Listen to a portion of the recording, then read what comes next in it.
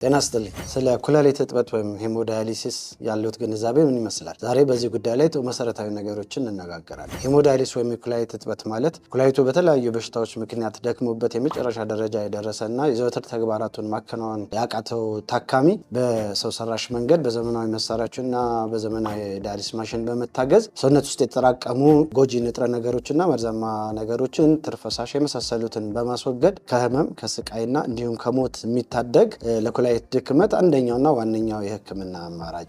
ዳያሊሲስ ሁለት አይነት ነው። አንደኛው አኪዩት ወይም አጣዳፊ የኩላሊት መድከም ኖሮ በጊዜያዊ ችግር ምክንያት የኩላሊት መድከም ኖሮ ለተወሰኑ ቀናት ወይም ሳምንታት በዳያሊሲስና በሌሎች ህክምና ታግዞ ሊድን የሚችል አይነት የኩላሊት ጉዳት የምናክምበት አኪዩት ዳያሊሲስ የሚባለው ሲሆን፣ ሁለተኛው ስር የሰደደ ወደ ኋላ የማይመለስ ማያገግም አይነት የኩላሊት ጉዳት ወይም ክሮኒክ ኪድኒ ዲዚዝ ሲኖር የምንሰጠው ዘላቂ የሆነ ማይቋረጥ በሳምንት 3 ጊዜ መቀጠል ያለበት የዳያሊሲስ አይነት ነው። ስለዚህ ዳያሊሲስ የራሱ የሆኑ ተግዳሮቶች ቢኖሩትም ከህመም ከስቃይ እንዲሁም ከሞት ሊታደግ የሚችል ዘመኑ ያመጣው ዘመናዊ ህክምናና በጣም ጥሩ የሆነ ህክምና ነው ማለት ነው። ይህን ስንል ግን ዳያሊሲስ ከችግሮቹ ላይ ጸዳ ነው ማለት አይደለም።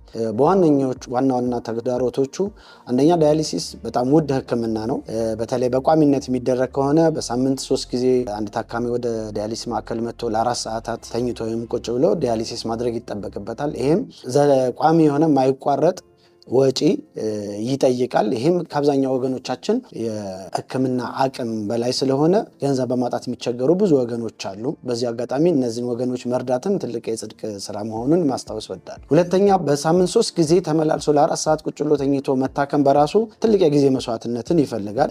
ይሄ ደግሞ ለታካሚው ብቻ ሳይሆን ለታካሚው አብሮ ለማስታመም ለማገዝ አብሮ የሚመጣ አንድ የቤተሰብ አባል ብዙውን ጊዜ አንድ የቤተሰብ አብሮ መምጣት ይኖርበታል። ስለዚህ የአስታማሚውም የታካሚውም ከህይወቱ ወይም ከጊዜው ቀላል የማይባል ጊዜ ህክምናው ጋር በተያያዘ ያሳልፋል ማለት ነው። ስለዚህ ትልቅ የጊዜ መስዋዕትነትም የቤተሰብም እገዛና መስዋዕትነት የሚጠይቅ ህክምና ነው። ከዛ ውጭ እንደማንኛውም ህክምና መጠነኛ የሆኑ የማይመቹ ነገሮች ሳይድ ኢፌክቶች አንዳንዴ ሊያጋጥሙ ይችላሉ። ይሄ ዝም ብሎ ክኒንን በምንወስድበት ጊዜ ማንኛውም ህክምና የጎንዮሽ ጉዳት ስላለው ዳያሊሲስም የራሱ የጎንዮሽ ጉዳቶች ሊኖሩት፣ ግን ይህን ካለመገንዘብ አንዳንድ ሰዎች ካለ ግንዛቤ ማለስ ወይም በተሳሳተ ኢንፎርሜሽን ስለ ዳያሊሲስ የተዛቡ ኔጌቲቭ የሆኑ አመለካከቶች አሉ። እነዚህ መስተካከል አለባቸው። ይሄውም ዳያሊሲስ ስቃይ የተሞላ ነው፣ ዳያሊሲስ ምንም አያድንም፣ አይጠቅምም፣ ስቃዩና ህመሙ ይበልጣል የሚሉ የተሳሳቱ አመለካከቶች አሉ። በተቃራኒው ዳያሊሲስ ከህመም የሚገላግል ኩላሊት የደከመበት ሰው ብዙ አስፈሪ ህይወትም ሊያሳጡ የሚችሉ የጤና ጉዳቶች ይኖሩታል። ያን ሁሉ በማከም አሻሽሎ ጤናማና ምርታማ ዜጋ ለመሆን የሚያበቃ የህክምና አይነት ነው። ይህም ጥሩ ውጤት ለማግኘት ደግሞ